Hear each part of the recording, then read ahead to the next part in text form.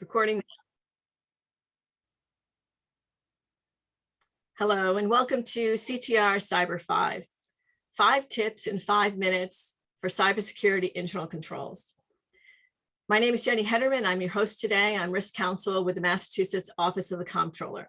And our guest today is Doug Domin, Supervisor with the FBI Cyber Task Force. Doug is currently working with federal and state partners on the Boston FBI Cyber Task Force. He's a technical advisor with over 20 years of experience in both the private and the public sector. His FBI experience includes technical investigations through development and dissemination of cyber threat intelligence, digital forensics, and incident response.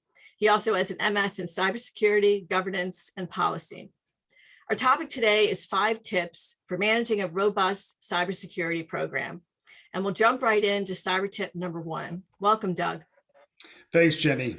So the first tip we have today for a robust cyber program is to conduct a threat analysis of your organization on a cyclical basis. So doing it once or twice a year might be helpful for that year, but it's essentially just a snapshot. And our organizations are constantly evolving and changing. So I recommend that organizations take the time to set aside a quarterly or annual threat analysis by looking at the who, what, where, when, and why of the threats that your organization is facing.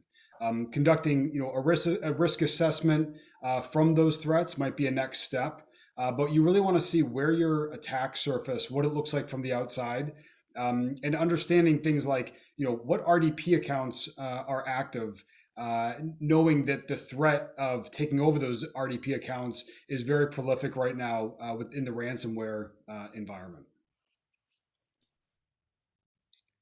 And our second tip is reducing the organizational risk that you have in your organization. So there's a formula that many of us might be familiar with, that the threat times the vulnerability is equal to your risk. And if we can reduce that risk, then we will ultimately reduce, if we can reduce our vulnerabilities, we'll ultimately reduce that risk. So how are we going to do that? And essentially going back to our first tip, looking at what our threats are, being able to eliminate those by reducing our vulnerabilities, and ultimately reducing our risk.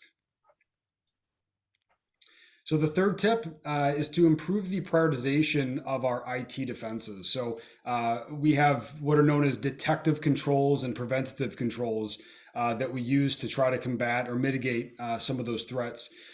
Understanding and knowing the difference between the two of those things is essential to having a robust program. Just simply having a preventative control is fine in some cases, but then if they are able to defeat that preventive control, we have nothing inside to detect the threats that are impacting us. So having a mixture of both and knowing where to deploy those is increasingly important.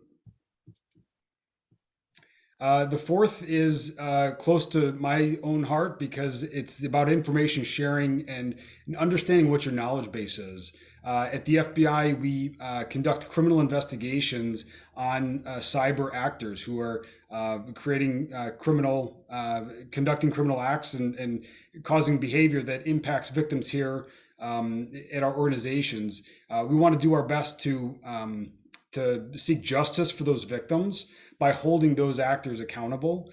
And the best way that we've been able to do so is by sharing information with the public and also encouraging the sharing amongst organizations. We do so with the ISACs that are provide a great platform for that sharing to take place, as well as training and just simply communicating within your organization. Establishing that culture internally is important to let the employees or the volunteers know that security is taken seriously, and there's an environment at which they can share things that they see in and around the infrastructure that they're using to do their work.